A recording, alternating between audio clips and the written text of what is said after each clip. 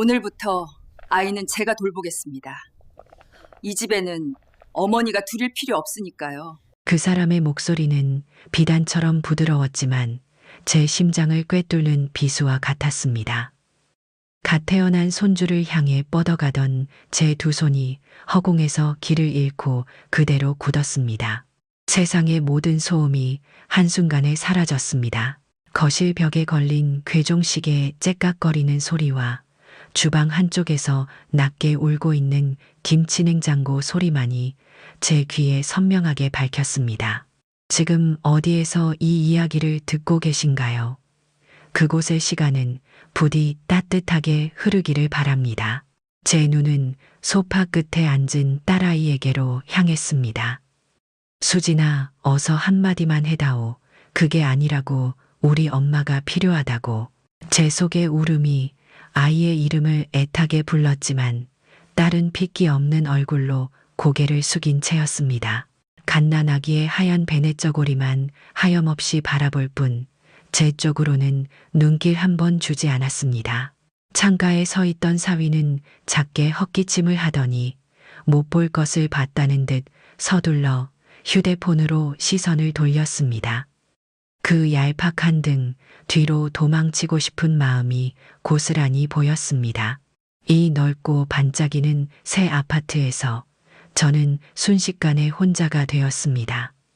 아니, 처음부터 저는 이방인이었을지도 모릅니다. 그 사람은 제 손주를 품에 안고 마치 전리품을 든 장군처럼 저를 내려다보았습니다. 값비싼 옷에서 풍기는 짙은 향수 냄새가 갓난아기의 분 냄새를 지워버렸습니다. 저는 아무 대꾸도 할 수 없었습니다. 무슨 말을 할 수 있었을까요? 어머니가 두릴 필요 없다는 그 말 앞에서 제 존재의 이유는 산산조각 나버렸습니다. 발길을 돌려 주방으로 향했습니다. 가스 불 위에는 제가 딸을 위해 밤새 달인 한약이 끓고 있었습니다. 약재의 구수한 냄새가 집안에 은은하게 퍼져 있었습니다. 조금 전까지는 사랑의 냄새였던 것이 이제는 눈치 없는 미련의 냄새가 되어버렸습니다. 뚜껑을 열자 뜨거운 김이 확 피어올라 눈가를 적셨습니다. 눈물인지 김인지 모를 뜨거움이었습니다. 저는 그릇을 꺼내 약을 따랐습니다. 검고 진한 약물이 하얀 사기 그릇에 담기는 것을 가만히 내려다보았습니다. 제 평생의 마음이 저 약물과 같았습니다. 쓰고 진하지만 오직 자식 잘 되라는 한 가지 마음으로 달려온 세월이었습니다. 하지만 이제 그 마음을 받아줄 사람이 없었습니다. 어머님, 그런 건 이제 애 엄마한테 먹일 필요 없어요. 요새는 영양제가 얼마나 잘 나오는데요. 어느새 그 사람이 등 뒤에 그림자처럼 서 있었습니다. 저는 돌아보지 않았습니다. 그저 약 그릇을 든 채 굳어 있었습니다. 옛날 방식은 이제 그만하셔야죠. 아이들도 불편해하고 집안 분위기만 어두워지잖아요. 그 말은 사실이었습니다. 이 집의 밝고 하얀 조명 아래 제 모든 것은 어둡고 낡은 것이었습니다. 제가 입고 온 옷도, 제 말투도, 제가 가져온 사랑의 방식까지도요. 그때 그 사람의 시선이 제 방 앞에 놓인 낡은 상자에 머무는 것이 느껴졌습니다. 제가 이 집에 올 때 유일하게 살뜰히 챙겨온 제 손때 묻은 나무 구급 상자였습니다. 저 상자도 참 보기에 좋진 않네요. 집안에 어울리지 않게. 저는 천천히 뒤를 돌아 그 사람을 마주 보았습니다. 그리고 제 평생 처음으로 그 사람의 눈을 피하지 않았습니다. 제 목소리는 아주 작았지만 물기 하나 없이 단단했습니다. 제 시간입니다. 네. 저 상자는 제 시간입니다. 사돈께는 그저 낡은 나무 상자일지 몰라도 제게는 제 삶의 기록입니다. 더 이상 아무 말도 오가지 않았습니다. 거실의 괴종시계 소리만이 더 크게 들리는 듯했습니다. 저는 약그릇을 들고 딸에게 다가갔습니다. 아이는 여전히 고개를 숙이고 있었습니다. 제가 내민 약 그릇을 받아드는 딸의 손이 가늘게 떨리고 있었습니다. 그릇을 받아든 딸의 눈에서 기어코 눈물 한 방울이 툭 하고 검은 약물 위로 떨어졌습니다. 눈물은 흔적도 없이 약물 속으로 스며들었습니다. 제 평생의 마음이 딸의 눈물 한 방울을 그렇게 품어주었습니다. 저는 아무 말 없이 제 방으로 들어와 문을 닫았습니다. 문고리를 잡은 손에 힘이 들어가지 않았습니다. 문에 기대어 한참을 서 있었습니다. 창밖은 아직 대낮인데 제 방은 깊은 밤처럼 어둡고 고요했습니다. 방 한구석 낡은 구급상자가 저를 묵묵히 바라보고 있었습니다. 저 안에 무엇이 들어있는지 그들은 아무도 모릅니다.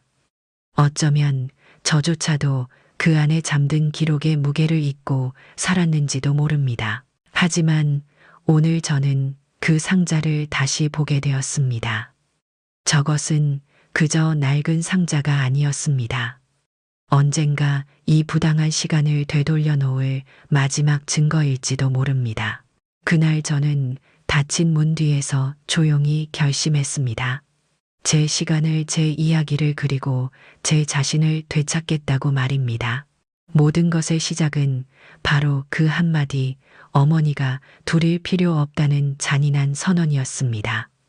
딸의 집을 나서는 제 등 뒤로 현관문이 닫히는 소리는 들리지 않았습니다.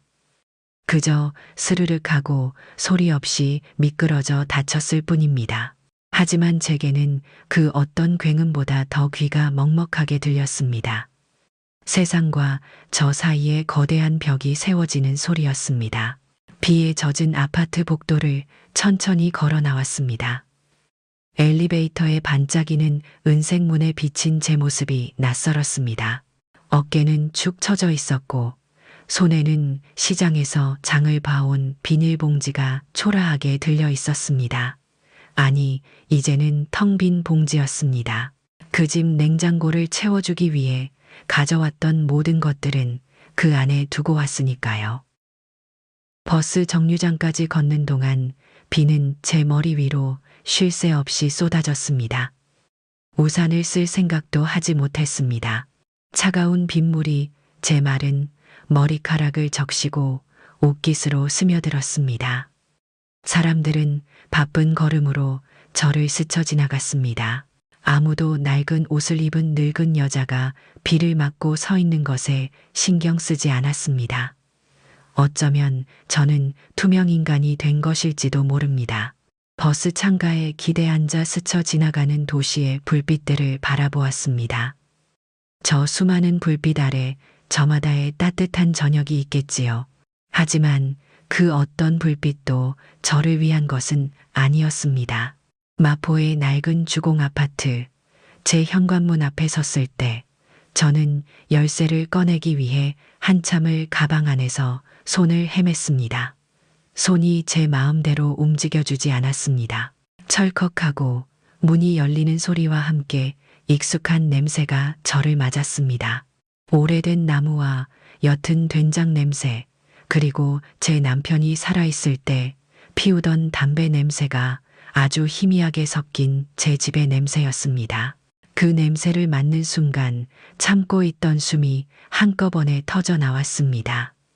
현관에 들어서자마자 저는 신발도 벗지 못한 채 그 자리에 주저앉았습니다. 어둠 속에서 한참을 그렇게 있었습니다. 아무 소리도 들리지 않았습니다. 오직 거실 벽에 걸린 괴종시계가 똑딱 하고 단정하게 울리고 있을 뿐이었습니다. 그 소리가 마치 제게 말을 거는 것 같았습니다. 괜찮다고, 이제 집에 돌아왔으니 괜찮다고. 저는 천천히 몸을 일으켜 불을 켰습니다. 환한 형광등 불빛 아래 제 작은 집의 모습이 드러났습니다.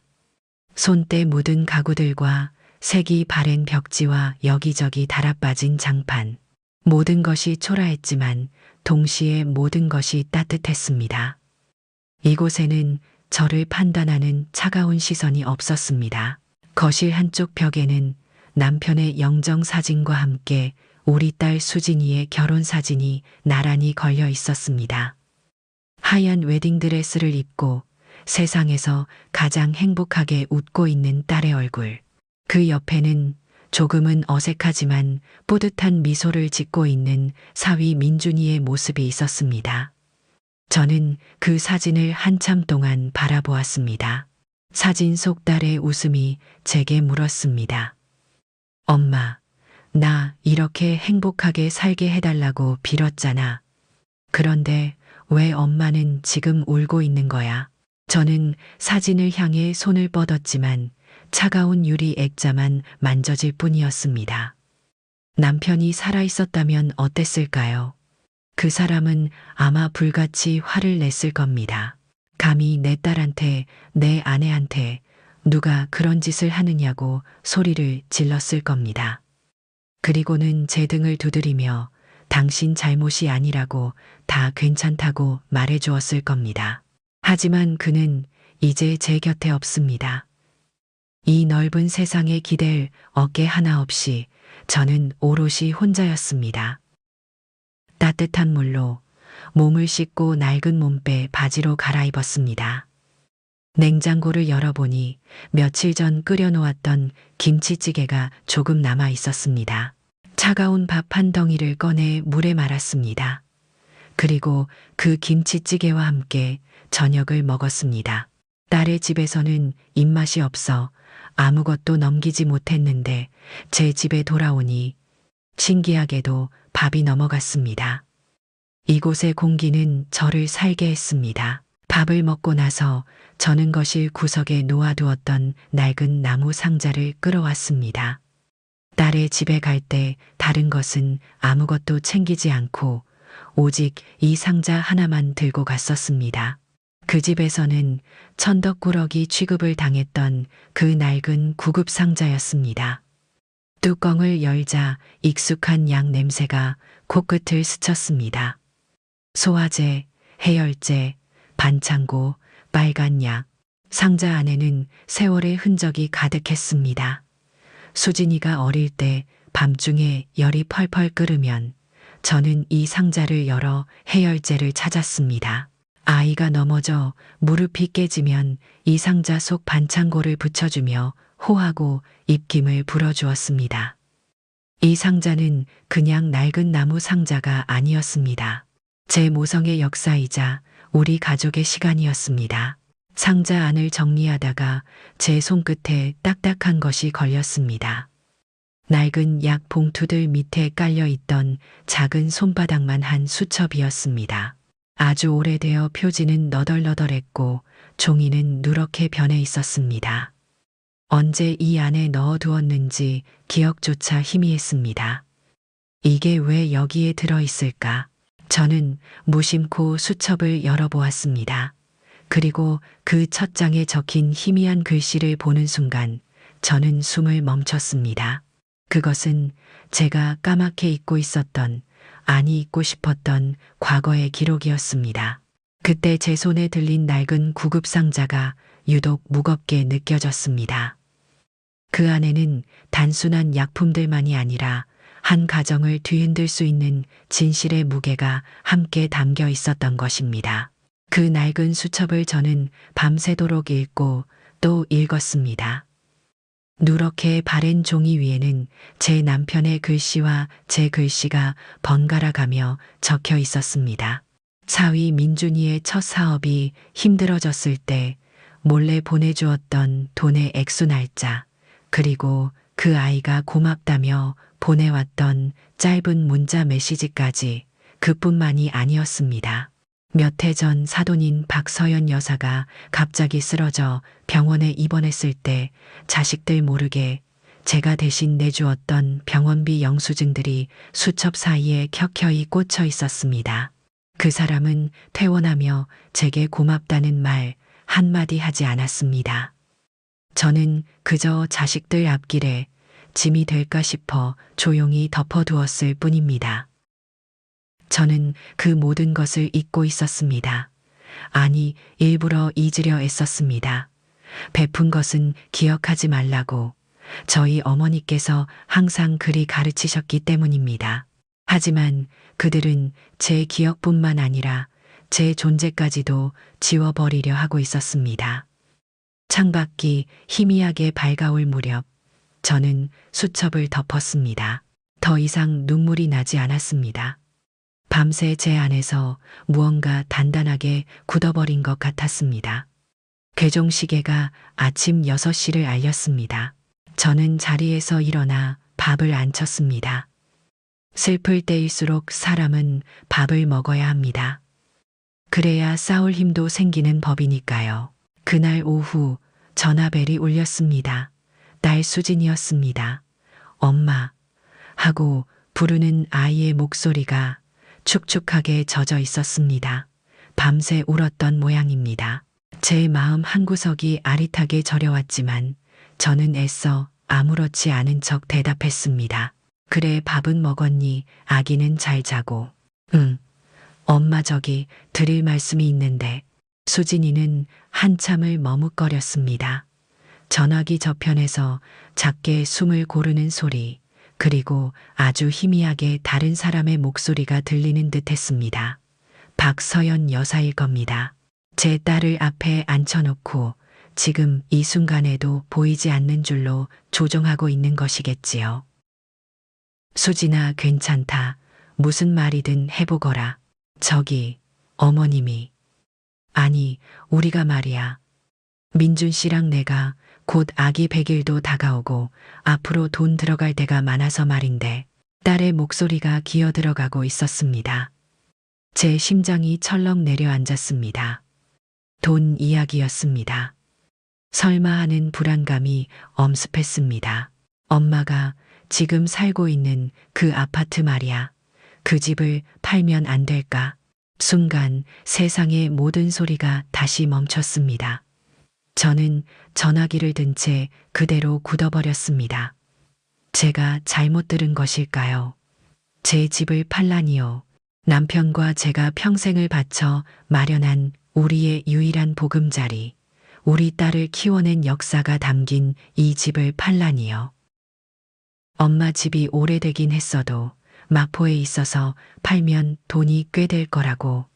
그걸로 일단 우리 대출금도 좀 갚고 아기 앞으로 적금도 들어놓으면 좋겠다고 어머님이. 딸은 자기도 모르게 어머님이라는 말을 내뱉었다가 황급히 입을 다물었습니다. 모든 것이 명확해졌습니다. 이것은 수진이의 생각이 아니었습니다. 박서연 여사의 계획이었습니다. 그 사람은 제게서 딸을 빼앗아간 것도 모자라 이제는 제 마지막 남은 존엄과 뿌리마저 뽑아버리려 하고 있었습니다. 저를 길거리에 나앉게 해서 완전히 자신들의 발 아래 두려는 속셈이겠지요.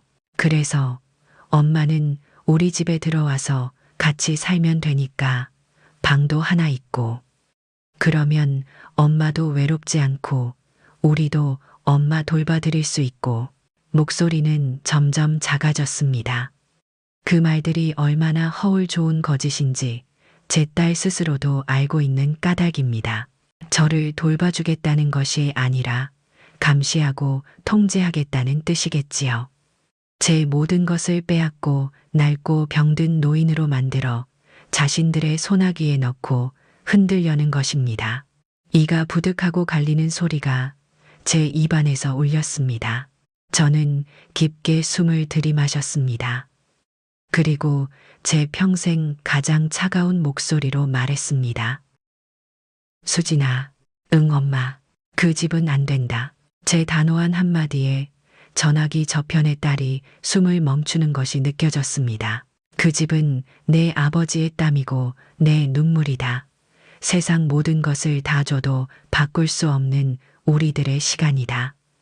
돈 몇 푼 때문에 팔아치울 그런 물건이 아니란 말이다. 하지만 엄마, 더 이상 그 이야기 꺼내지 말거라. 그리고 내 시어머니께도 똑똑히 전해드려라.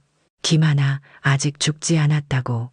내 집과 내 삶은 내가 결정한다고 말이다. 저는 전화를 끊었습니다. 수화기를 내려놓는 손이 사시나무처럼 떨렸습니다. 심장이 터질 것처럼 뛰었습니다. 하지만 이상하게도 마음은 오히려 고요해졌습니다.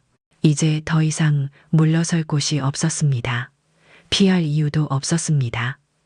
그들은 제게 선전포고를 한 것입니다. 그렇다면 저도 기꺼이 응해주어야지요. 저는 자리에서 일어나 낡은 구급상자를 다시 열었습니다. 그리고 그 안에서 누렇게 바랜 수첩과 영수증들을 꺼내 가장 아끼는 손수건에 곱게 쌌습니다. 이것이 저의 무기입니다. 제 총알입니다. 저는 이것을 들고 전쟁터로 나갈 것입니다. 그들은 제 존재 자체가 불편한 짐이 되어가고 있음을 온몸으로 말하고 있었습니다. 그렇다면 이제 제가 보여줄 차례입니다. 그들이 그토록 무시하고 경멸했던 저의 시간이, 저의 희생이 얼마나 무서운 진실을 담고 있는지를 말입니다. 추석이 며칠 남지 않았습니다. 그날 온 가족이 모인 자리에서 저는 제 마지막 싸움을 시작할 것입니다. 추석날 아침이었습니다. 저는 장롱 깊숙한 곳에서 가장 좋은 외출복을 꺼내 입었습니다. 남편이 살아있을 때 마지막 생일 선물로 사준 옅은 옥색의 저고리와 남색 치마였습니다. 옷은 조금 낡았지만 제게는 세상에서 가장 귀한 옷이었습니다. 오늘 이 옷은 저의 갑옷이 되어줄 것입니다. 품 안에는 비단 손수건에 싼 낡은 수첩을 넣었습니다. 차갑고 단단한 모서리가 제 심장 가까이에서 느껴졌습니다. 두렵지 않았습니다. 오히려 이상할 정도로 마음이 고요했습니다. 이제 곧 시작될 전쟁을 앞둔 늙은 병사의 마음이 이러할까요? 딸의 아파트 현관 앞에 섰을 때 안에서 들려오는 시끌벅적한 웃음소리가 문틈으로 새어 나왔습니다. 명절 아침의 풍경, 제가 그토록 그리고 지키고 싶었던 평범한 행복의 소리였습니다. 하지만 저는 그 소리에 섞일 수 없다는 것을 이미 알고 있었습니다. 제가 누른 초인종 소리에 아내 웃음소리가 순간 뚝 그쳤습니다. 잠시 후 문을 연 것은 사위 민준이었습니다. 저를 본 사위의 얼굴에 어색한 미소가 스쳐 지나갔습니다. 어머니, 오셨어요. 그래, 명절인데 와봐야지. 거실은 명절 음식 냄새로 가득했습니다. 식탁 위에는 기름 냄새가 고소한 전이며 알록달록한 송편이며 먹음직스러운 갈비찜이 산처럼 쌓여 있었습니다. 하지만 그 풍성함 속에서 저는 어떤 온기도 느낄 수 없었습니다. 거실의 공기는 법정처럼 차갑고 엄숙했습니다. 박서연 여사는 소파에 앉아 있다가 저를 보더니 보란듯이 화사하게 웃으며 일어났습니다. 어머님 오셨어요.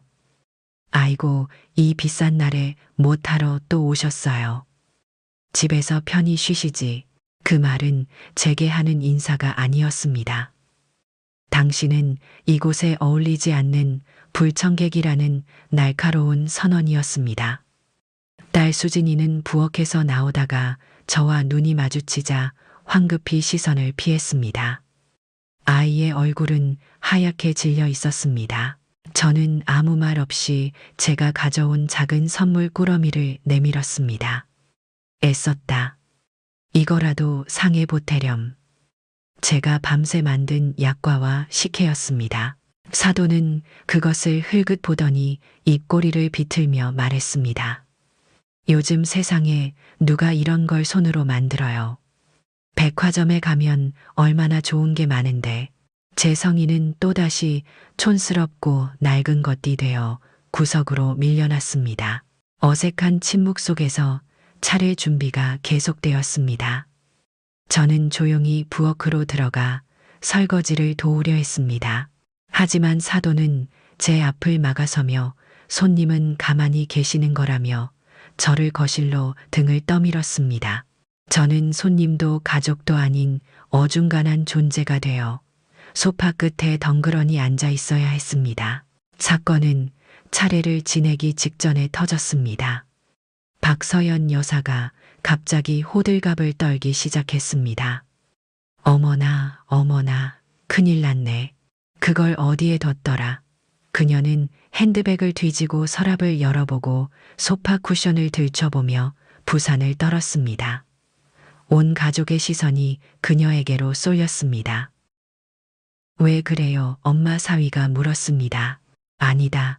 내가 어디 잘 뒀겠지. 그게 어디 있을 리가 없는데. 사도는 마치 혼잣말을 하는 것처럼 중얼거렸지만 그 목소리는 거실의 모든 사람이 들을 수 있을 만큼 컸습니다. 그녀의 불안한 시선이 거실을 한 바퀴 돌더니 마침내 제게 와서 멈췄습니다. 심장이 쿵 하고 내려앉았습니다. 올 것이 왔다는 생각이 들었습니다. 저기, 사부인, 혹시 식탁 위에 있던 하얀 봉투 못 보셨어요? 그녀의 목소리는 지극히 공손했지만 그 안에는 날카로운 가시가 숨어 있었습니다.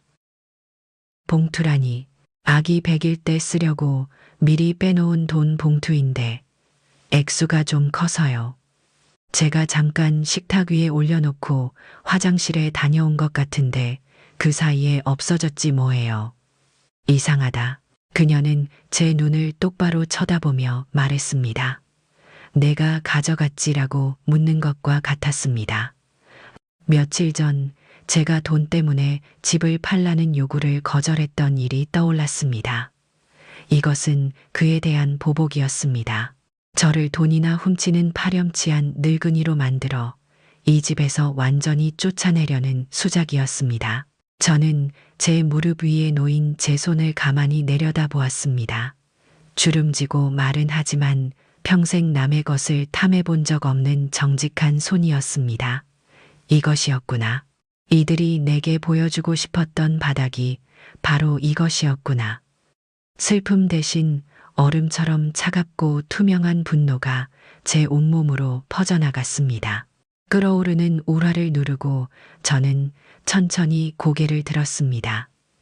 그리고 제 평생 가장 고든 눈빛으로 그 사람을 마주 보았습니다. 사람의 품격은 돈으로 살 수 있는 것이 아니지요. 제 입에서 나온 것은 변명이나 부인이 아니었습니다. 그것은 제 삶 전체를 건 한마디였습니다. 거실의 공기가 완전히 얼어붙었습니다. 박서연 여사는 제가 그렇게 나오리라고는 예상하지 못했던 듯 순간 얼굴이 불그락푸르락해졌습니다. 지금 그게 무슨 말씀이세요? 제가 사부인을 의심이라도 했다는 뜻이에요. 제 말뜻은 사돈어른께서 가장 잘 아실 겁니다. 더 이상 말을 섞고 싶지 않았습니다. 제가 이 자리에서 결백을 증명하려 애쓸수록 저는 더 깊은 수렁으로 빠져들 뿐입니다. 그때였습니다. 침묵을 깨고 울음 섞인 목소리가 터져 나왔습니다. 제 딸 수진이었습니다. 엄마. 아이는 울면서 제게 다가왔습니다. 저는 순간 제 딸이 제 편을 들어주리라 기대했습니다. 하지만 아이의 입에서 나온 말은 제 심장에 밝힌 마지막 비수였습니다. 엄마, 제발, 오늘은 그냥 이만 가주시면 안 될까요? 네, 제가 나중에 다 설명할게요. 제발요, 엄마. 딸은 제 옷자락을 붙들고 애원했습니다. 저를 변호하는 대신 저보고 떠나달라고 말하고 있었습니다. 이 난장판을 끝낼 유일한 방법은 범인으로 지목된 제가 사라지는 것뿐이라고 제 딸이 온몸으로 말하고 있었습니다. 아, 수진아, 내 딸아, 너는 어쩌자고 이 어미의 가슴에 이토록 깊은 상처를 내는 것이냐. 저는 조용히 자리에서 일어났습니다. 더 이상 이곳에 머물 이유가 없었습니다. 제 품 안에 있던 낡은 수첩이 돌덩이처럼 무겁게 느껴졌습니다. 저는 울고 있는 딸의 어깨를 가만히 한번 쓸어주었습니다. 그리고 아무 말 없이 현관을 향해 걸었습니다. 누구도 저를 붙잡지 않았습니다. 문을 열고 나서기 전 저는 마지막으로 거실을 한번 돌아보았습니다. 제가 평생을 바쳐 지키고 싶었던 가족이라는 이름의 풍경이 지옥도처럼 펼쳐져 있었습니다. 그 순간 저는 깨달았습니다. 저는 오늘 쫓겨나는 것이 아니었습니다. 제 발로 이 지옥을 걸어 나가는 것이었습니다. 딸의 집을 나온 저는 갈 곳이 없었습니다. 추석이었습니다. 세상 모든 가족이 한자리에 모여 웃음꽃을 피우는 날, 저는 기어코 혼자가 되었습니다. 비에 젖은 생쥐꼴로 버스를 타고 몇 번을 갈아타고 해가 다 저물어서야 마포의 낡은 아파트 앞에 도착했습니다. 온 동네가 불을 환히 밝히고 있는데 오직 제 집 창문만이 깊은 어둠에 잠겨 있었습니다. 그 어둠이 마치 제 마음 같았습니다. 현관문을 열고 들어선 집안은 냉골이었습니다. 보일러를 켜지 않았으니 당연한 일인데도 그 싸늘한 공기가 유독 뼈에 사무쳤습니다. 불도 켜지 않은 채 저는 현관에 한참을 서 있었습니다. 아무 소리도 들리지 않았습니다. 괴종시계마저 약이 다 되었는지 멈춰 서 있었습니다. 세상 모든 시간이 멈춰버린 섬에 저 혼자 갇힌 기분이었습니다. 저는 젖은 옷도 갈아입지 않고 거실 소파에 몸을 묻었습니다. 낡은 천소파가 삐걱하고 신음 같은 소리를 냈습니다. 눈을 감자 오늘 낮의 일이 다시 어제 일처럼 생생하게 떠올랐습니다. 돈 봉투를 앞에 두고 저를 도둑으로 몰던 사돈의 그 경멸에 찬 눈빛, 어쩔 줄 몰라 하던 사위의 비겁한 얼굴, 그리고 제 옷자락을 붙들고 떠나가 달라고 애원하던 제 딸 수진이의 울음 섞인 목소리, 다른 모든 것은 견딜 수 있었습니다. 사돈의 모욕도, 사위의 외면도. 하지만 제 딸의 그 한마디는 제 평생을 송두리째 부정하는 칼이 되어 심장을 찔렀습니다. 엄마, 제발 그냥 가주세요. 그 말은 지금도 제 귓가에서 메아리치며 심장을 핥히고 있었습니다. 제가 평생을 바쳐 지켜온 세상이 제 딸의 그 한마디에 완전히 무너져 내렸습니다. 얼마나 지났을까요? 창밖이 완전히 어두워지고 이웃집에서 흘러나오는 웃음소리와 텔레비전 소리도 잦아들었습니다. 세상이 잠들 준비를 하고 있었습니다. 하지만 저는 잠들 수가 없었습니다. 이대로 잠이 들면 영원히 깨어나지 못할 것 같았습니다. 그때 어둠 속에서 제 눈에 익숙한 형체가 들어왔습니다. 거실 구석에 놓인 낡은 나무 구급 상자였습니다. 제가 딸의 집에서 유일하게 다시 챙겨온 물건이었습니다. 저는 유령처럼 소리 없이 일어나 상자를 끌어안았습니다. 차갑고 단단한 나무의 감촉이 제 품에 전해졌습니다. 이 상자만이 지금 제 곁에 남은 유일한 제 편인 것 같았습니다. 뚜껑을 열었습니다. 안에는 온갖 약들과 함께 제가 비단 손수건에 곱게 싸놓았던 낡은 수첩이 들어 있었습니다. 저는 떨리는 손으로 수첩을 꺼내 들었습니다. 스탠드 불빛 아래 수첩을 펼쳤습니다.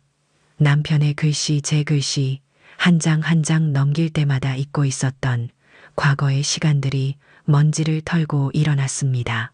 사위가 처음 양복점을 열었을 때 가게 월세가 모자라 쩔쩔매던 날, 저희 부부는 평생 모은 적금을 깨서 아무도 모르게 그 아이의 통장으로 돈을 붙여주었습니다.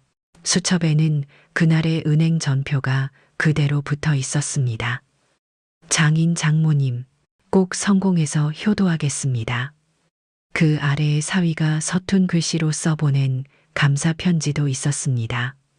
그 마음은 다 어디로 갔을까요? 또 다른 장에는 박서연 여사의 병원비 영수증이 있었습니다. 그 사람이 갑자기 길에서 쓰러져 병원에 실려갔을 때 아들 내외는 돈이 없어 발만 동동 구르고 있었습니다. 그때도 저는 남편과 함께 모아두었던 쌈짓돈을 꺼내 병원비를 치렀습니다. 우리 때문에 애들 앞길 막히면 안 된다는 남편의 말 때문이었습니다. 그 사람은 건강을 되찾았지만 그날의 빚은 기억에서 완전히 지워버린 모양입니다. 수첩의 마지막 장을 덮었을 때 제 뺨 위로 뜨거운 것이 흘러내렸습니다. 하지만 그것은 더 이상 슬픔의 눈물이 아니었습니다. 억울함과 분노가 뒤섞인 뜨거운 불덩이 같은 눈물이었습니다. 저는 평생 바보처럼 살았습니다. 퍼주고 희생하고 그래도 괜찮다고 스스로를 위로하며 살았습니다. 하지만 그 결과가 무엇이었습니까? 도둑으로 몰리고 딸에게서 버림받는 것이었습니다. 내일 통장님을 뵙고 이 일을 의논해야 할까요? 아니면 변호사를 찾아가야 할까요? 머릿속이 복잡하게 얽혔습니다. 아무것도 가진 것 없는 늙은 여자의 말을 누가 믿어줄까요? 오히려 그들이 저를 무고죄로 걸고 넘어지면 저는 속수무책으로 당할 수밖에 없습니다. 두려움이 엄습했습니다. 그냥 이대로 모든 것을 잊고 숨어버릴까? 그런 비겁한 생각이 고개를 들었습니다. 그때 제 시선이 괴종시계 옆에 걸린 남편의 사진에 닿았습니다. 사진 속 남편은 인자한 미소를 지으며 저를 바라보고 있었습니다. 마치 제게 이렇게 말하는 것 같았습니다. 여보, 당신은 약한 사람이 아니오. 당신은 우리 딸을 키워낸 강한 어머니요. 이렇게 무너지면 안 돼요. 남편의 눈빛이 제게 용기를 주었습니다. 그렇습니다. 저는 이대로 무너질 수 없습니다. 이 수첩은 단순한 과거의 기록이 아닙니다. 이것은 진실입니다. 그리고 진실은 언젠가 반드시 어둠을 뚫고 빛을 보게 될 것입니다. 돈을 돌려받고 싶은 것이 아닙니다. 사과를 받고 싶은 것도 아닙니다.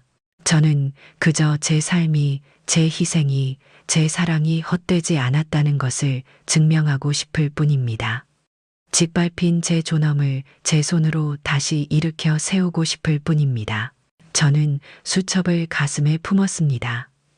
내일 이 상자 안에서 모든 것이 시작될 것입니다. 저는 더 이상 도망치지 않을 겁니다. 조용하지만 가장 단단한 방법으로 제 자신을 위해 싸울 것입니다. 다음 날 아침 저는 해가 뜨기도 전에 잠에서 깼습니다. 밤새 뒤척였지만 신기하게도 몸은 가뿐했습니다. 마음속에 단단한 기둥 하나가 세워진 기분이었습니다. 더 이상 울지 않기로 했습니다. 눈물은 모든 싸움이 끝난 뒤에 흘려도 늦지 않습니다. 저는 정갈하게 옷을 갈아입고 어제 저녁 먹다 남은 찬밥에 물을 말아 아침을 먹었습니다. 그리고 제 평생 처음으로 저 자신을 위한 싸움을 준비하기 시작했습니다. 어디서부터 시작해야 할까? 변호사를 찾아가야 할까? 하지만 변호사 사무실의 높은 문턱을 넘을 용기가 나지 않았습니다. 수임료는 또 어떡하고 제가 가진 이 낡은 수첩 하나로 그들을 이길 수 있을까요? 머릿속이 실타래처럼 엉켰습니다. 그때 문득 한 사람의 얼굴이 떠올랐습니다. 저희 동네 통장님이었습니다. 저와 나이가 비슷한 여자분인데 동네 대소사를 자기 일처럼 챙기고 어려운 일이 있으면 다들 그분을 찾아가곤 했습니다. 법보다 가까운 것이 사람의 마음이라고 저는 그분의 지혜를 빌려보기로 했습니다. 저는 비단 손수건에 쌌던 수첩과 영수증들을 다시 가방 깊숙이 넣었습니다. 그리고 수십 년을 살아온 동네 길을 걸었습니다. 아침 햇살이 낡은 아파트 단지 위로 고르게 쏟아졌습니다. 화단에 핀 코스모스가 바람에 흔들렸고 어디선가 구수한 된장찌개 냄새가 풍겨왔습니다. 어제까지만 해도 회색 빛으로만 보였던 세상이 오늘은 저마다의 색깔과 냄새를 가지고 제게 말을 거는 것 같았습니다. 이곳은 제 동네입니다. 제 삶의 터전입니다. 그 누구도 제게서 이곳을 빼앗아 갈 수는 없습니다. 통장님은 작은 관리사무소 한쪽에서 주민들을 맡고 있었습니다.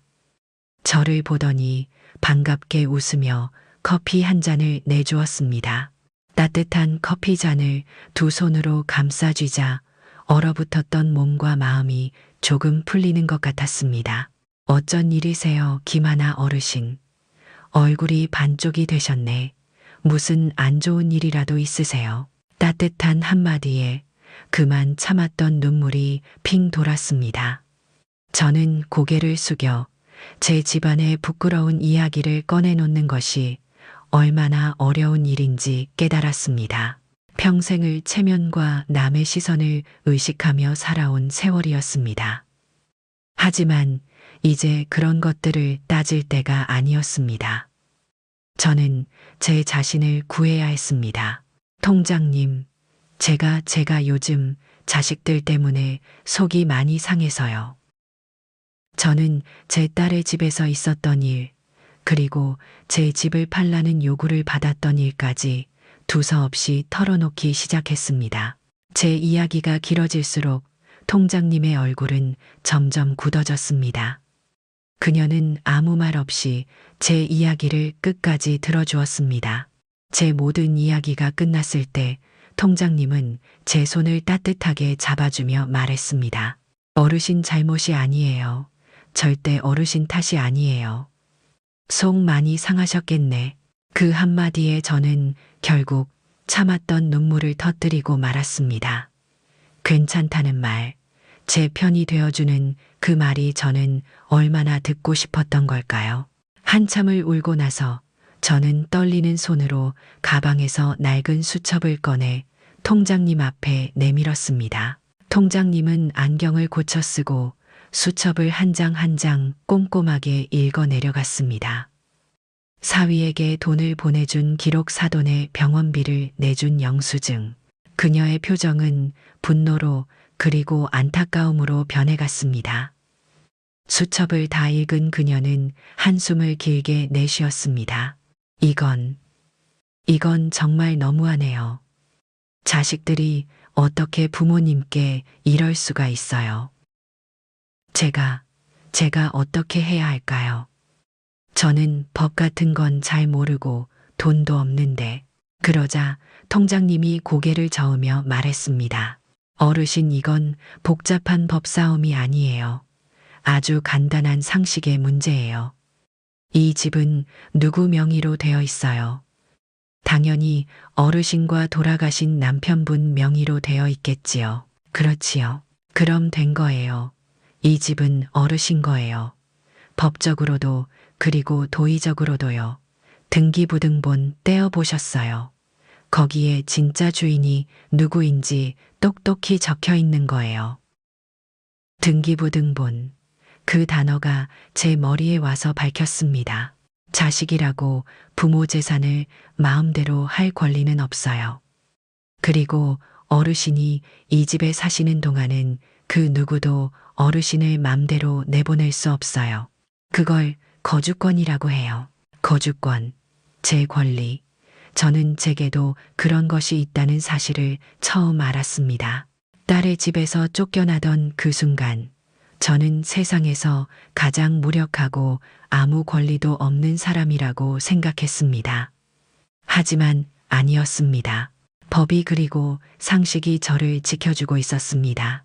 통장님은 제게 내일 아침 가장 먼저 주민센터에 가서 등기부등본 한 통을 떼어보라고 말해 주었습니다. 그리고 그 서류를 부적처럼 품에 지니고 있으라고 했습니다. 그것이 어르신의 가장 큰 무기라고요. 관리사무소를 나서는 제 발걸음은 올 때와는 비교할 수 없이 가벼웠습니다. 복수심 때문이 아니었습니다. 제 권리를 되찾았다는 안도감 때문이었습니다. 저는 더 이상 비를 맞는 외로운 노인이 아니었습니다. 제 손에는 보이지 않는 방패가 들려 있었습니다.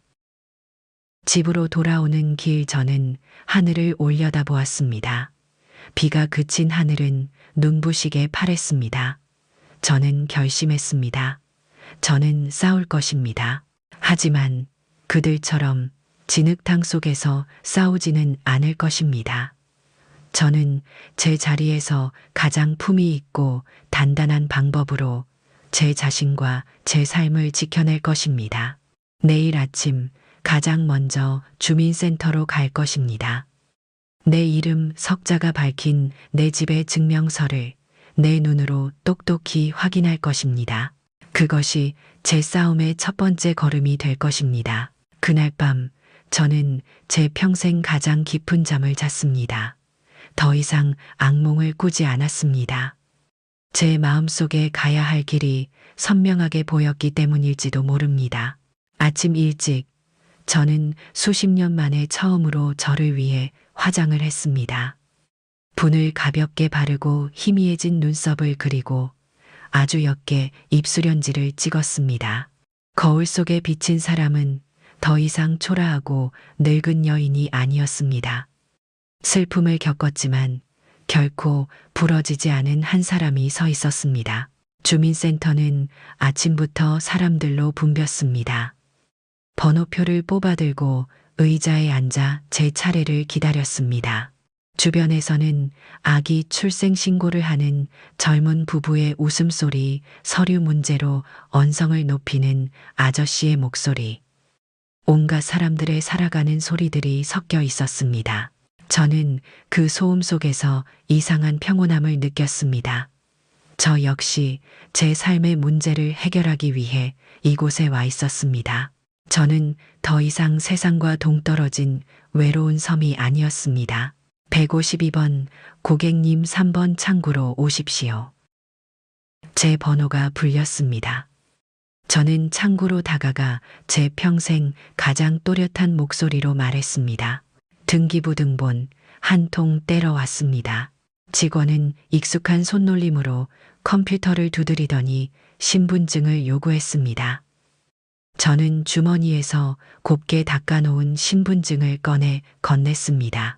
잠시 후 프린터에서 따끈따끈한 종이 한 장이 나왔습니다.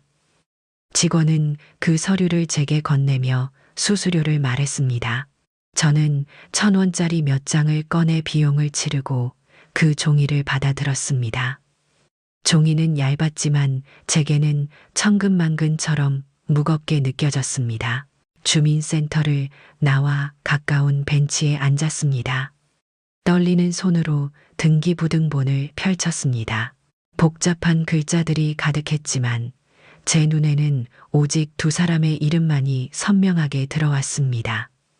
소유자 김하나 이진수, 제 이름과 먼저 세상을 떠난 남편의 이름이었습니다. 그 아래에는 이 집의 주소와 면적이 정확하게 적혀 있었습니다. 그렇습니다. 이 집은 명백한 제 집이었습니다. 그 누구도 제 허락 없이는 손댈 수 없는 저의 유일한 재산이자 삶의 터전이었습니다. 저는 서류를 가슴에 품었습니다. 종이 한 장이 이토록 큰 위로와 용기를 줄 수 있다는 사실을 저는 처음 알았습니다. 집으로 돌아와 저는 등기부등본을 낡은 수첩 그리고 빛바랜 영수증들과 함께 가지런히 놓았습니다. 저의 과거와 현재의 권리가 한자리에 모였습니다. 이것들을 보고 있으니 더 이상 두려울 것이 없었습니다. 그때 전화벨이 요란하게 울렸습니다. 사위 민준이었습니다. 제 심장이 다시 긴장으로 조여왔지만 저는 애써 평정을 유지하며 전화를 받았습니다. 어머니, 저 민준입니다. 그래, 민준 서방. 무슨 일인가? 어머니, 어제 수진이가 많이 울었습니다. 어머니께서 그렇게 단호하게 말씀하시니 애가 충격을 받은 것 같습니다. 사위는 제 딸을 방패 삼아 이야기를 시작했습니다. 제 마음을 흔들려는 속셈이겠지요. 어머니께서도 저희 사정 아시지 않습니까?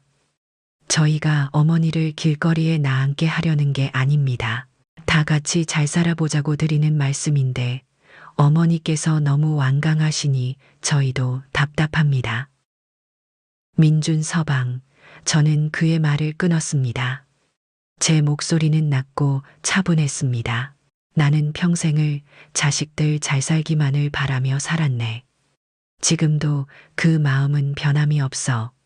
하지만 다 같이 잘 사는 길에 늙은 어미의 집을 팔아치우는 방법만 있는 것은 아닐 걸세. 어머니 하지만 그리고 그 집은 돈 이야기가 오갈 물건이 아니네. 나와 자네 장인의 피와 땀이 깃든 곳이야. 자네가 지금 살고 있는 그 번듯한 아파트도 어쩌면 이 낡은 집이 없었다면 불가능했을지 모른다는 생각. 한 번이라도 해본 적 있나? 전화기 저편에서 사위가 숨을 멈추는 것이 느껴졌습니다. 제 말뜻을 알아들은 모양입니다. 저는 더 이상 그를 몰아세우지 않았습니다. 대신 이제는 제가 칼자루를 쥐어야 할 때라고 생각했습니다. 이런 이야기는 전화로 길게 할 것이 아닌 것 같네. 중요한 이야기이니 얼굴을 보고 해야지. 네, 내일 내가 자네 집으로 가겠네. 제 말에 사위가 당황하는 기색이 역력했습니다. 그들은 제가 평생을 그랬던 것처럼 그저 참고 피하기만 할 줄 알았겠지요. 제가 직접 오겠다고 하니 예상 밖이었을 겁니다. 수진이에게도 전해주게. 내일 오전에 가겠다고. 그리고 자네 어머니께도 꼭 자리에 계시라고 전해주게나. 온 가족이 다 모여서 내 마지막 대답을 들어야 할 테니. 어머니 갑자기 무슨 내가 너희들에게 보여줄 것이 있다. 그 말을 끝으로 저는 전화를 끊었습니다. 수화기를 내려놓자 온몸에 힘이 빠져나가는 것 같았습니다. 하지만 마음속은 후련했습니다. 저는 이제 더 이상 그들이 던지는 공을 받아치기만 하는 약자가 아니었습니다. 제가 직접 판을 짜고 그들을 제 무대 위로 불러들인 것입니다. 내일 저는 제 모든 것을 가지고 그들을 만나러 갈 것입니다. 제 과거의 기록과 현재의 권리를 손에 쥐고 저는 제 삶의 존엄을 건 마지막 단판을 지을 것입니다. 창밖의 하늘은 어제보다 한 뼘은 더 높아 보였습니다. 다음 날 아침 저는 약속한 시간에 맞춰 딸의 집으로 향했습니다. 어제와 같은 옷차림이었지만 어깨는 꼿꼿했고 발걸음에는 망설임이 없었습니다. 가방 안에는 제 과거와 현재 그리고 미래를 지켜줄 무기들이 조용히 잠들어 있었습니다. 초인종을 누르자 어제보다 더 차갑고 무거운 침묵이 저를 맞았습니다. 문을 연 것은 딸 수진이었습니다. 아이의 얼굴은 잠을 한숨도 못 잔 사람처럼 헬쑥했고 눈은 퉁퉁 부어 있었습니다. 저를 보자마자 딸의 눈에 다시 눈물이 그렁거렸습니다.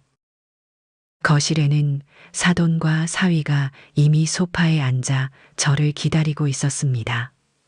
마치 재판을 앞둔 판사들처럼 그들의 얼굴에는 어떤 표정도 없었습니다.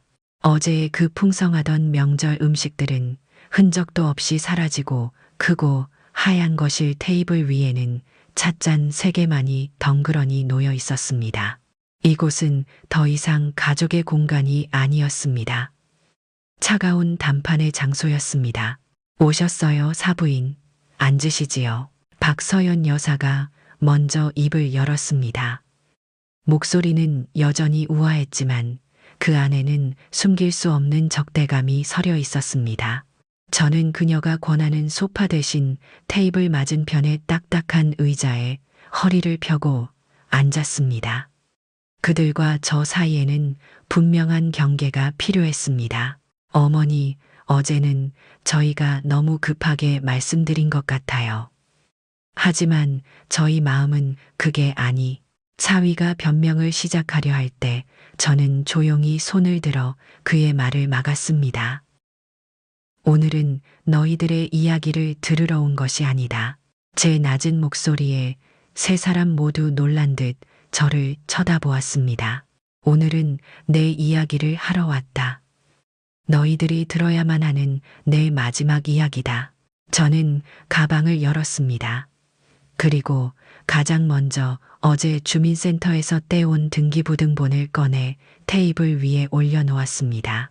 하얀 종이가 테이블 위를 미끄러져 사위 앞에 멈췄습니다. 이것이 너희가 팔라고 했던 그 집의 주인이다. 거기에는 내 이름과 너희 장인의 이름이 똑똑히 밝혀 있다. 법이 그리고 세상이 인정한 이 집의 주인이다. 사위는 서류를 내려다보았지만 감히 손을 대지는 못했습니다. 박서연 여사의 얼굴이 순간 차갑게 굳었습니다. 그녀는 제가 이렇게 나올 줄은 몰랐을 겁니다. 하지만 이것은 시작에 불과했습니다. 저는 가방에서 비단 손수건에 쌌던 꾸러미를 꺼냈습니다. 그리고 천천히, 아주 천천히 손수건을 풀었습니다.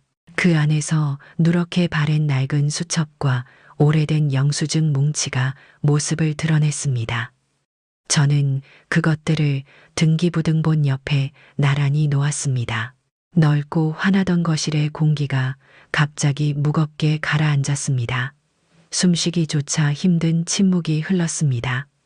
저는 낡은 수첩을 펴서 사위 쪽으로 조용히 밀었습니다. 제 손가락이 특정 날짜에 적힌 기록 하나를 가리켰습니다. 그가 처음 사업을 시작했다가 실패해서 사채 빚에 쫓기던 그날의 기록이었습니다. 이제 기억이 나느냐? 네가 가장 비참했을 때, 세상 모든 사람이 내게서 등을 돌렸을 때, 내 손을 잡아주었던 이 늙은 어미의 손을 이제 기억하느냐 말이다. 분노의 불길은 이미 사그라들었습니다. 그 자리에는 그저 거대하고 고요한 슬픔만이 남았습니다. 저들의 탐욕과 제 어리석었던 사랑에 대한 슬픔이었습니다. 이것이 너희가 팔라고 했던 그 집의 가치다. 제 목소리는 속삭임처럼 작았지만 거실 전체를 울리는 것 같았습니다. 사위 민준이의 얼굴이 하얗게 질려갔습니다. 그의 눈동자가 수첩 위에 적힌 글씨를 따라 빠르게 흔들렸습니다.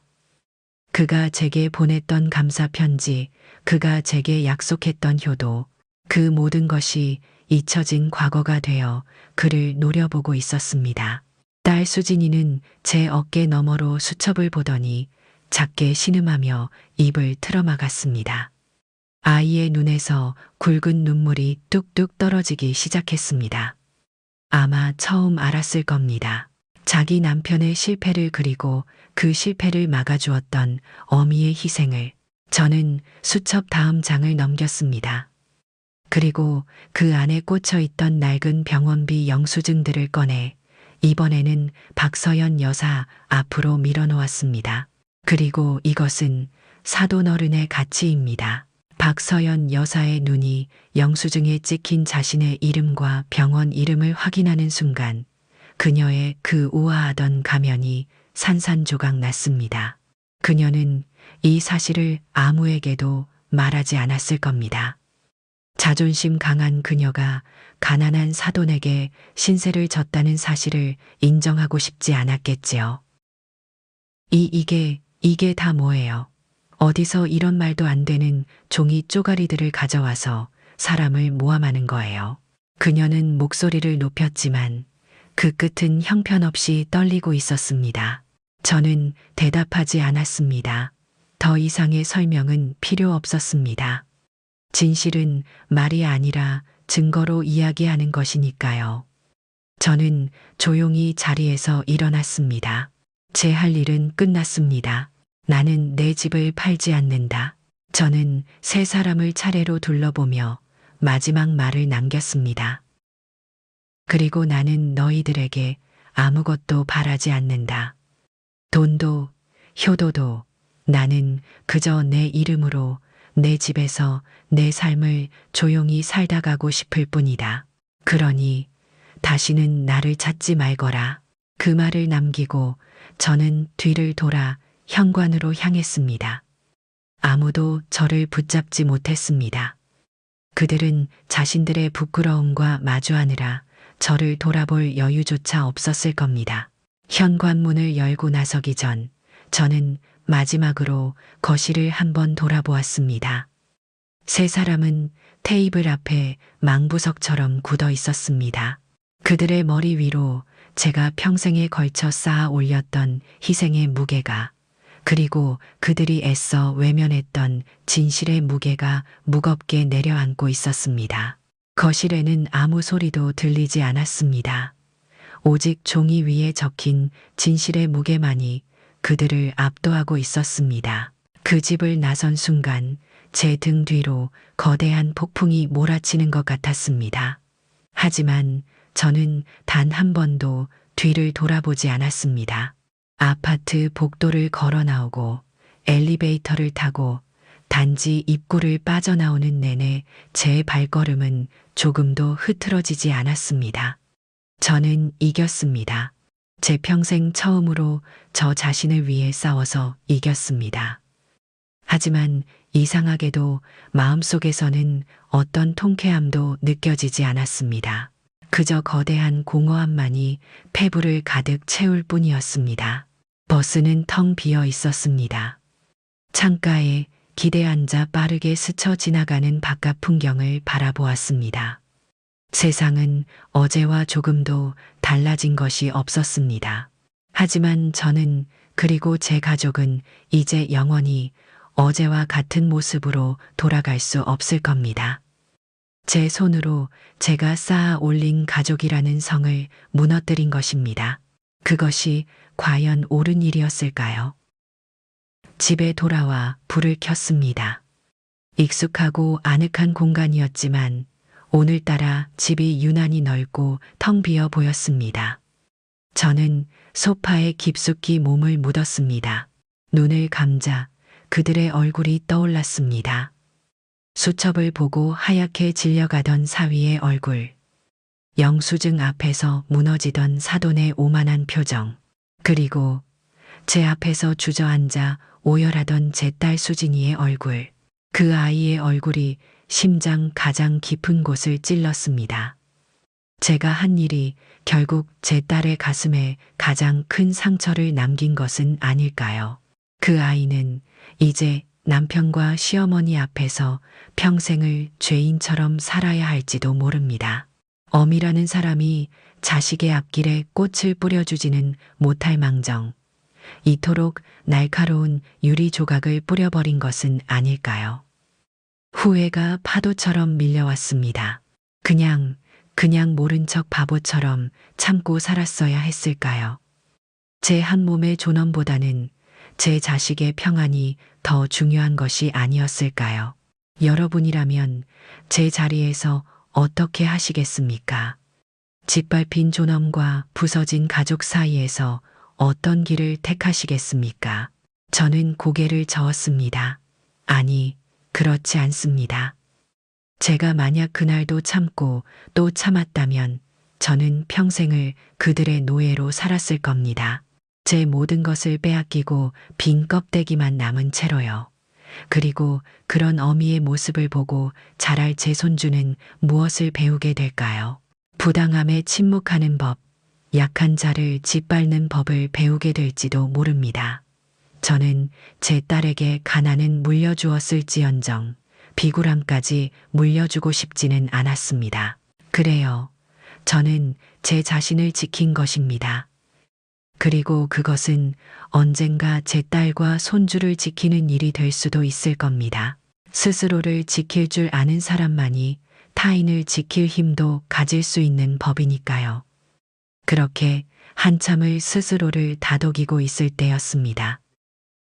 따르르릉, 요란한 전화벨 소리가 집안의 침묵을 깨뜨렸습니다. 저는 깜짝 놀라 몸을 떨었습니다. 탁자 위에 놓인 휴대폰 화면에 세상에서 가장 아픈 이름이 떠 있었습니다. 내 딸 수진. 제 심장이 쿵하고 바닥으로 떨어지는 것 같았습니다. 전화를 받아서 무슨 말을 할 수 있을까요? 우는 아이를 어떻게 달래야 할까요? 제 손이 망설이며 휴대폰을 향해 다가갔습니다. 하지만 그 순간 저는 손을 멈췄습니다. 제가 어제 했던 마지막 말을 떠올렸습니다. 다시는 나를 찾지 말거라. 그것은 화가 나서 내뱉은 말이 아니었습니다. 제가 제 자신과 한 약속이었습니다. 이 지긋지긋한 관계의 고리를 끊어내겠다는 제 마지막 결심이었습니다.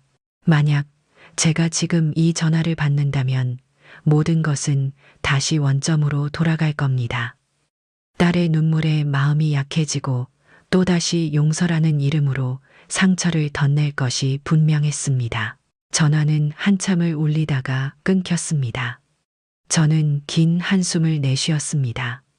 하지만 그것도 잠시 전화벨이 다시 울리기 시작했습니다. 이번에는 더 집요하고 더 절박하게 울렸습니다. 마치 제발 받아달라고 애원하는 것 같았습니다. 수화기 너머에서 들려오는 듯한 딸의 울음소리가 제 심장을 헤집었습니다. 어미의 본능이 당장이라도 전화를 받아 아이를 위로하라고 소리치고 있었습니다. 저는 두 손으로 귀를 막았습니다. 안 돼. 여기서 무너지면 안 돼. 이것이 나의 마지막 저항이다. 나를 지키기 위한, 어쩌면 내 딸을 위한 가장 아픈 사랑의 방식이다. 전화벨은 3번, 4번 쉴 새 없이 울렸습니다. 저는 그저 눈을 감고 그 모든 소리를 견뎌냈습니다. 얼마나 지났을까? 마침내 전화벨 소리가 멈췄습니다. 집안에는 다시 완벽한 침묵이 찾아왔습니다. 저는 귀를 막았던 손을 천천히 내렸습니다. 온몸에 힘이 빠져나갔습니다. 전화 한 통 받지 않았을 뿐인데 마치 큰 전쟁을 치른 것처럼 기진맥진했습니다. 휴대폰 화면에는 부재중 전화 12통이라는 글자가 선명하게 찍혀 있었습니다. 그 숫자 하나하나가 제 딸이 흘렸을 눈물처럼 느껴져 가슴이 미어졌습니다. 수화기 너머에 울음소리가 들리는 듯 했습니다. 하지만 저는 제 부서진 마음을 지키기 위해 기어코 전화를 받지 않았습니다. 이것이 제가 그은 경계의 첫 번째 대가였습니다. 그렇게 며칠이 흘렀습니다. 전화는 더 이상 울리지 않았습니다. 제 딸은 아마 포기했거나 혹은 시어머니의 감시 아래 제게 연락할 용기조차 잃어버렸을 겁니다. 어느 쪽이든 이제 제게는 중요하지 않았습니다. 침묵은 때로 가장 명확한 대답이 되기도 하니까요. 저는 그 침묵 속에서 제 삶의 다음 장을 어떻게 써내려가야 할지 조용히 고민했습니다. 더 이상 그들의 소식에 귀 기울이지 않기로 했습니다. 그들이 어떻게 살든 저를 어떻게 생각하든 이제는 그들의 몫이었습니다. 제게 중요한 것은 오직 하나 남은 제 인생을 어떻게 채워나갈 것인가 하는 문제뿐이었습니다. 저는 평생을 누군가의 아내로, 누군가의 어머니로 살아왔습니다. 김하나라는 제 이름 석자로 살아본 기억이 까마득했습니다. 이제라도 제 이름을 되찾고 싶었습니다. 저는 낡은 달력을 넘겼습니다. 그리고 제 생일이 적힌 날짜에 동그라미를 쳤습니다. 며칠 남지 않은 날이었습니다. 해마다 제 생일은 조용히 지나갔습니다. 남편이 살아있을 때는 작은 케이크 하나를 놓고 서로의 건강을 빌어주었고, 남편이 떠난 후에는 딸이 보내주는 용돈 봉투와 짧은 전화 한 통이 전부였습니다. 올해는 제 생일을 제 손으로 직접 챙겨주기로 했습니다. 제 자신을 위한 첫 번째 선물이었습니다. 그날 아침, 저는 평소보다 일찍 일어나 정성껏 미역국을 끓였습니다. 그리고 시장에 나가 제가 가장 좋아하는 옥돔 한 마리를 사왔습니다. 생선을 굽는 고소한 냄새가 집안에 퍼졌습니다. 저는 남편의 영정사진 앞에 정갈하게 밥상을 차렸습니다. 밥과 국, 그리고 노릇하게 구운 생선 한 토막. 여보, 나 오늘 생일이에요. 당신이 없으니 영 쓸쓸하네. 그래도 나 잘 살고 있어요. 앞으로도 잘 살 거예요. 하늘에서 지켜봐줘요. 혼잣말을 하며 밥을 먹었습니다. 눈물이 날 것 같았지만 꾹 참았습니다.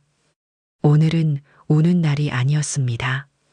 오늘은 제가 다시 태어나는 날이었습니다. 밥을 다 먹고 저는 낡은 구급상자를 열어 그 안의 수첩과 영수증들을 꺼냈습니다. 그리고 그것들을 깨끗한 한지 봉투에 담았습니다. 과거의 기록들은 이제 제 손을 떠나야 할 때였습니다. 저는 그 봉투를 들고 우체국으로 향했습니다. 그리고 제 딸의 집 주소로 등기우편을 보냈습니다. 그 안에는 아무런 편지도 넣지 않았습니다. 그저 낡은 기록들만이 들어있을 뿐입니다. 그것은 용서의 표시가 아니었습니다. 이제 이 과거의 빚은 모두 청산되었으니 다시는 이것을 빌미로 서로의 발목을 잡지 말자는 제가 보낸 마지막 통보였습니다. 모든 것을 제자리로 돌려놓는 저만의 의식이었습니다. 우체국을 나서자 마음이 한결 가벼워졌습니다. 과거를 정리하고 나니 비로소 미래를 생각할 여유가 생겼습니다. 저는 동네 복지관 게시판 앞에 섰습니다. 그곳에는 어르신들을 위한 여러 가지 프로그램 안내문이 붙어 있었습니다. 노래, 교실, 서예, 교실, 컴퓨터, 교실, 제 눈에 한글 교실이라는 글자가 들어왔습니다. 저는 평생을 까막눈으로 살았습니다. 제 이름을 쓸 줄은 알았지만 편지 한 통 제대로 읽고 쓰지 못했습니다. 늘 부끄럽고 주눅 들어 살았습니다. 나도 글을 배울 수 있을까? 작은 희망이 마음속에서 싹 텄습니다. 글을 배우면 세상이 조금은 다르게 보이지 않을까요? 버스 노선도도 혼자 읽을 수 있고 은행 서류도 남의 도움 없이 처리할 수 있을 겁니다. 무엇보다 제 손으로 제 이야기를 직접 쓸 수 있게 될지도 모릅니다. 저는 떨리는 손으로 복지관 문을 열고 들어갔습니다. 상담 창구에 앉은 젊은 사회복지사가 저를 보고 환하게 웃었습니다. 그 미소에 용기를 얻어 저는 제 평생의 소원을 입 밖으로 꺼냈습니다. 저기, 나도 한글을 좀 배울 수 있을까요? 그렇게 제 새로운 삶의 첫 번째 계획이 세워졌습니다. 집으로 돌아오는 길, 저는 낡은 아파트, 단지 놀이터 벤치에 앉았습니다. 아이들이 웃고 떠들며 그네를 타고 있었습니다. 그 모습을 한참 동안 바라보았습니다. 평화로운 풍경이었습니다. 하지만 아직 제가 해야 할 마지막 일이 하나 남아 있었습니다. 제 마음의 평화를 위한 마지막 조치였습니다. 저는 집으로 돌아와 수화기를 들고 전화국에 전화를 걸었습니다. 그리고 조용히 말했습니다. 집 전화번호를 바꾸고 싶습니다. 전화번호를 바꾼다는 것은 과거로부터 오는 모든 연락을 완전히 차단하겠다는 뜻이었습니다. 제 딸이 혹시라도 마지막으로 걸어올지 모를 전화 한 통까지도 제 손으로 끊어버리는 것이었습니다. 가슴 한쪽이 시리게 아팠지만 저는 제 결정을 되돌리지 않았습니다. 새로운 삶은 낡은 문을 완전히 닫아야만 시작될 수 있는 법이니까요. 수화기를 내려놓는 순간 저는 창밖으로 작은 새 한 마리가 힘차게 날아오르는 것을 보았습니다. 마치 낡은 둥지를 떠나 더 넓은 세상을 향해 날아가는 제 모습 같았습니다. 그 후로 2 계절이 지났습니다. 가을이 가고 매서운 겨울이 왔다가 어느덧 길가에 노란 개나리가 피어나는 봄이 되었습니다. 제 삶에도 작은 봄이 찾아왔습니다. 복지관 한글 교실에 나가는 날이면 제 발걸음은 소녀처럼 가벼웠습니다. 가나다라를 배우고 제 이름 석자를 넘어 남편과 딸의 이름까지 또박또박 쓸 수 있게 되었습니다. 삐뚤빼뚤한 글씨였지만 제게는 세상에서 가장 아름다운 그림이었습니다. 수업이 끝나면 교실에서 만난 비슷한 또래의 할머니들과 함께 시장에 들러 칼국수 한 그릇을 사 먹기도 했습니다. 평생을 가족의 끼니를 걱정하며 살았는데 이제는 오롯이 저를 위한 한 끼를 즐길 수 있게 된 것입니다. 더 이상 외롭지 않았습니다. 제 곁에는 새로운 친구들이 생겼고 제 손에는 세상을 읽을 수 있는 새로운 눈이 생겼습니다. 딸의 소식은 듣지 못했습니다. 전화번호를 바꾼 후로 저는 일부러 그 어떤 소식도 궁금해하지 않았습니다. 그렇게 제 마음의 평화를 지켰습니다. 그러던 어느 날이었습니다. 여느 때처럼 복지관 수업을 마치고 집으로 돌아오는 길이었습니다. 저희 아파트 현관 앞에 익숙한 두 사람이 고개를 숙인 채 서 있었습니다. 제 딸 수진이와 사위 민준이었습니다. 몇 달 사이에 두 사람은 수척해져 있었습니다.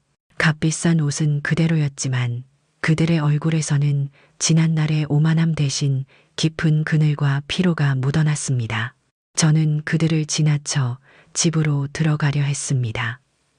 하지만 사위가 다급하게 제 앞을 막아섰습니다. 장모님, 그는 제 앞에 무릎을 꿇었습니다. 길바닥의 먼지와 흙이 그의 비싼 양복 바지를 더럽혔지만 그는 아랑곳하지 않았습니다. 저희가 정말 잘못했습니다. 용서해 주십시오, 장모님.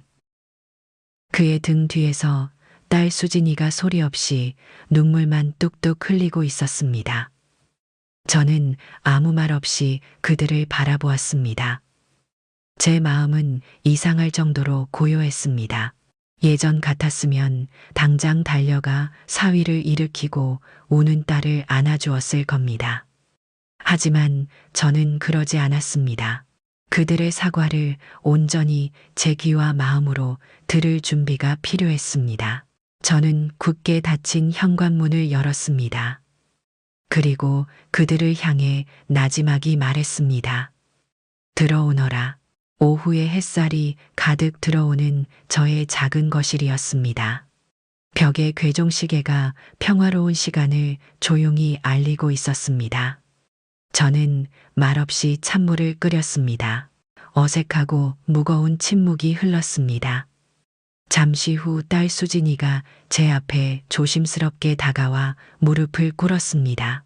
그리고는 소박하게 포장된 작은 상자 하나를 제 무릎 위에 올려놓았습니다.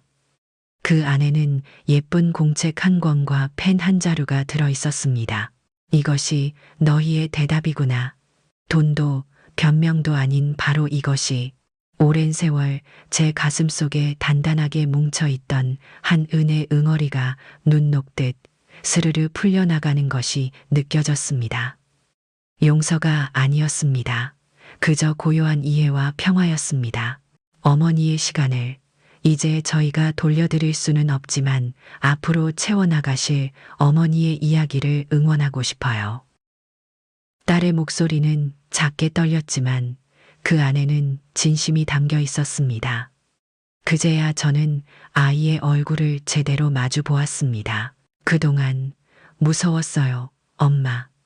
어머님께 반항할 용기도 없었고 남편 보기에도 면목이 없었어요. 엄마가 그렇게 떠나고 나서 저는 매일 밤 악몽을 꿨어요. 엄마가 제게 등을 돌리고 멀어지는 꿈을요. 아이는 울면서 그동안 제게 하지 못했던 이야기들을 모두 털어놓았습니다. 제가 보낸 등기우편을 받은 날 시어머니는 아무 말 없이 자기 방으로 들어가 한참을 나오지 않았다고 했습니다. 남편은 며칠 동안 술만 마셨다고 했습니다. 그들은 그 낡은 기록들 앞에서 자신들의 부끄러운 민낯을 비로소 마주하게 된 것입니다. 저희 이제 분가하기로 했어요. 시어머님 댁에서 나왔어요. 아직 작고 낡은 전세 아파트지만 거기서 저희 세 식구 저희 힘으로 다시 시작하려고요. 사위가 조용히 말했습니다. 그의 얼굴에서 저는 예전에 보았던 비겁함 대신 한 가정의 가장으로서의 단단한 책임감을 읽을 수 있었습니다. 저는 말없이 고개를 끄덕였습니다. 그리고 딸이 준 공책을 펼쳤습니다. 펜을 쥐는 손이 조금 떨렸지만 저는 온 마음을 다해 제 이름 석자를 첫 페이지에 썼습니다.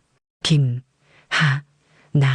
제 인생의 첫 번째 책, 첫 번째 페이지였습니다. 고맙다. 제가 처음으로 꺼낸 말이었습니다. 이제 다 괜찮다. 너희도 나도 이제 각자의 자리에서 각자의 삶을 잘 살아내면 되는 거다.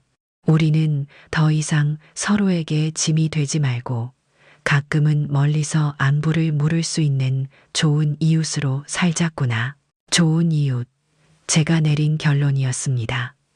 예전처럼 서로에게 상처를 주는 가족이 되느니 서로의 삶을 존중하는 좋은 이웃이 되는 것이 더 낫다고 생각했습니다.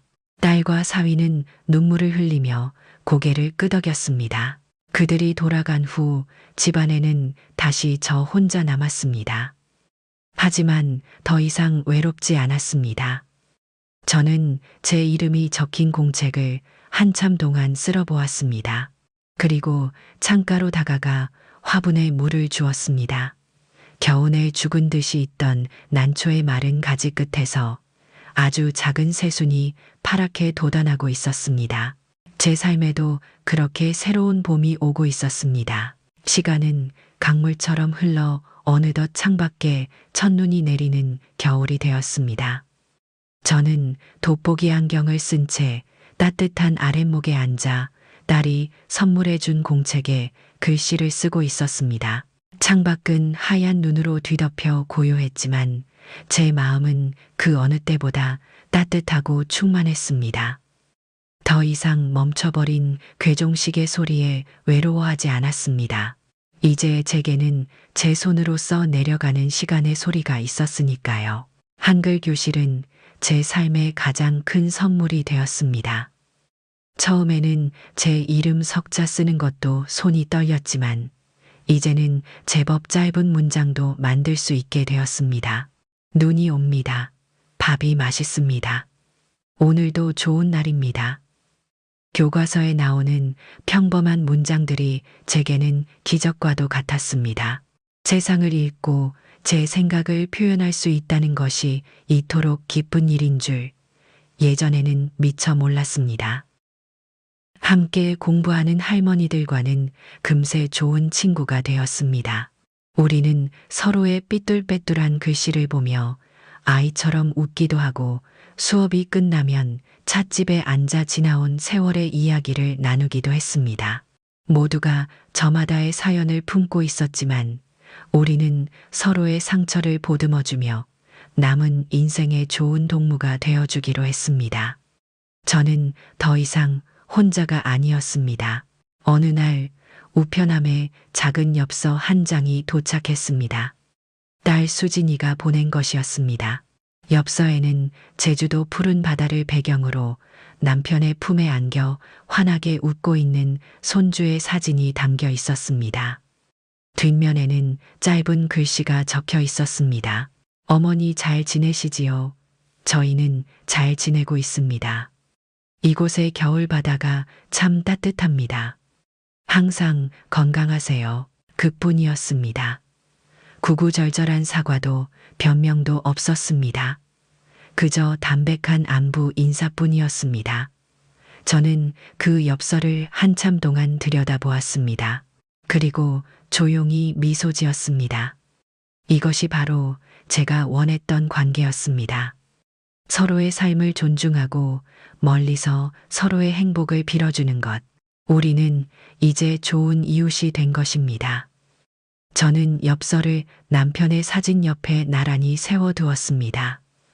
이제 제 거실의 풍경은 더 이상 외롭지 않았습니다. 저는 다시 공책을 펼쳤습니다. 오늘 배운 새로운 낱말들을 이용해 제 마음속 이야기를 적어 내려가기 시작했습니다. 제 삶에 대한 이야기, 아픔과 슬픔과 그리고 마침내 찾아온 평화에 대한 이야기. 한자 한자 써 내려갈 때마다 가슴 속에 맺혀 있던 마지막 응어리마저 눈 녹듯 스르르 풀려나가는 것 같았습니다. 이것이 진정한 회원 재연이었습니다. 누군가를 벌주는 것이 아니라 내 삶의 주인이 되어 내 이야기를 직접 써내려가는 것. 창밖을 보니 어느새 눈이 그치고 저녁 노을이 하늘을 붉게 물들이고 있었습니다. 참 아름다운 저녁이었습니다. 저는 조용히 펜을 내려놓고 저 자신을 위해 따뜻한 보리차 한 잔을 끓였습니다. 구수한 보리차 향기가 방 안에 가득 찼습니다. 내일은 오늘보다 조금 더 가벼울 것입니다. 제 이야기는 여기까지입니다. 이 길고 서툰 이야기를 끝까지 들어주신 당신의 마음에도 작은 위로와 따뜻함이 전해졌기를 진심으로 바랍니다. 세상에는 저처럼 이름 없이 희생하며 살아온 수많은 어머니들이 계실 겁니다.